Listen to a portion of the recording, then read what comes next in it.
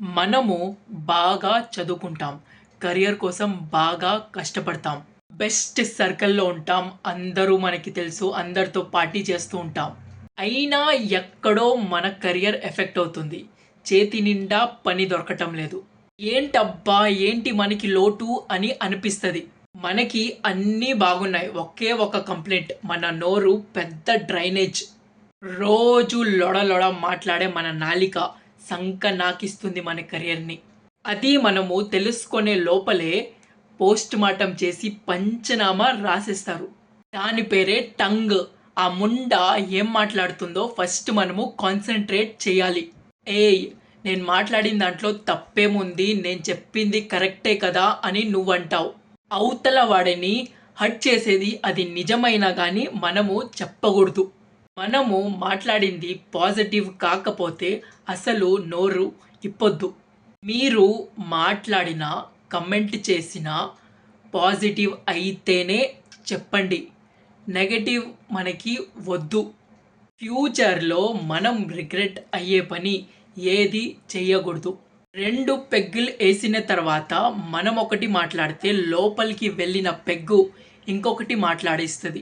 దాంతో ఉన్న రిలేషన్స్ అన్నీ దొబ్బుతాయి మీయి. తాగినా మీరు కాన్షియస్‌గా ఉండాలి. కాన్షియస్ తప్పితే మీరు తాగొద్దు.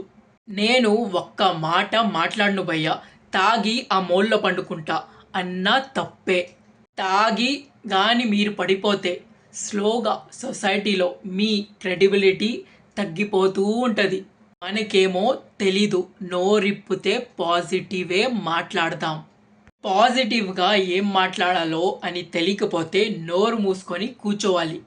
పొర్రుపాటున అవతల మనిషి హర్ట్ అయితే సారీ చెప్పేద్దాం. ఎందుకంటే మన కెరియర్‌ని ప్రొటెక్ట్ చేసేది మన రిలేషన్‌షిప్ కాబట్టే.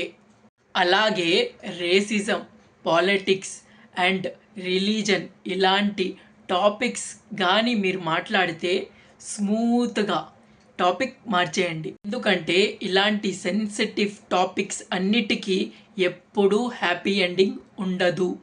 గొడవలు అయిపోతూ ఉంటాయి. గుర్తుపెట్టుకోండి, మన నాలిక కదులుతున్నంత సేపు మనము ఏమీ నేర్చుకోలేము. అందుకే లైఫ్‌లో ఎక్కువ టైం మనము లిజనర్స్‌గా ఉంటే మనకి చానా మంచిది. మీ పేరెంట్స్ కావచ్చు, లేకపోతే మీ ఆఫీస్ కొలీగ్స్ కావచ్చు, లేకపోతే మీ ఫ్రెండ్స్ కావచ్చు, లేకపోతే నువ్వు కట్టుకున్న పెళ్ళాం కావచ్చు. ఆచితూచి మాట్లాడండి. చీప్‌గా మాట్లాడొద్దు. చీప్‌గా బిహేవ్ చేయొద్దు. మన వాగుడు ఎప్పుడు మన కెరియర్‌ని, మన క్రెడిబిలిటీని డిసైడ్ చేస్తూ ఉంటది. మీకు గుర్తుండే ఉంటది. సుమతి శతకం. నొప్పింపక తానవ్వక తప్పించుకొని తిరుగువాడే ధన్యుడు సుమతి.